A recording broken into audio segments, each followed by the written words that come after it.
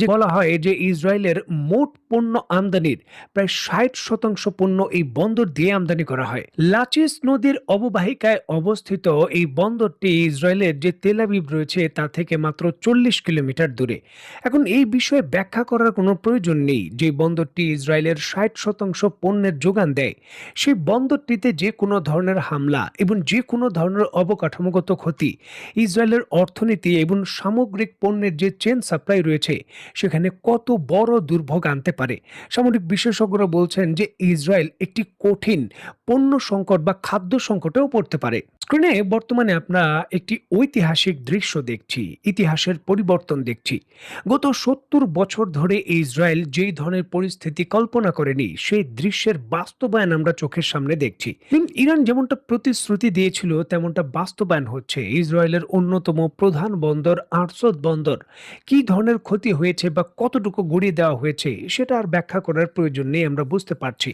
সামরিক বিশেষজ্ঞরা এবং যারা অর্থনীতিবিদ তারা বলছেন যে ইসরায়েল যে পরিমাণ ধাক্কা খেয়েছে গত 4 দিনে, 70 বছরের ইতিহাসে ইসরায়েল এই ধরনের বড় ধাক্কা আর কখনো খায়নি। এবং খুব একটা আগের কথা নয়, মাত্র কয়েক মাস পূর্বেও গাজা উপত্যকার যে দৃশ্য আমরা দেখেছি, যে দৃশ্য ইসরায়েল দেখিয়েছে এবং তাদের শক্তিমত্তার জানান দিয়েছে নিরীহ গাজা উপত্যকার মানুষের উপর তারা হামলা করে, সেটি কিন্তু এখন বাস্তবায়ন হচ্ছে। এখন ইসরায়েল তেল আবিবের গুরুত্বপূর্ণ শহরগুলোর দৃশ্য দেখলে মনে হয় না যে এটা গাজা উপত্যকা নাকি ইসরায়েল।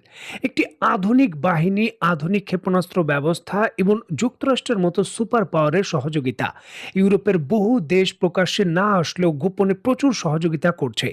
অলরেডি কিন্তু ফ্রান্সের মতো দেশ তাদের বিমানবাহী রণতরী এবং যুদ্ধ জাহাজগুলো ইসরায়েলের উপকূলের কাছে মোতায়েন করেছে যাতে ইসরায়েলকে রক্ষা করা যায়। এছাড়াও জার্মানি এবং অন্যান্য দেশও গোপনে বিপুল পরিমাণে তাদের যে প্যাট্রিয়ট ক্ষেপণাস্ত্র ব্যবস্থার সেল রয়েছে সেটাও দিয়েছে।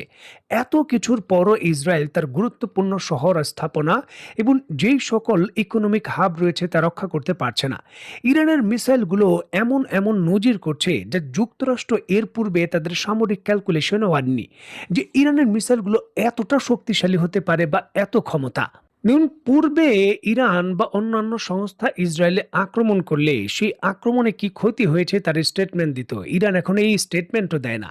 হামলা করেছি এটাই শুধু বলে, বাকিটা কিন্তু প্রকাশ্যে এসে যায় ইসরায়েল থেকে।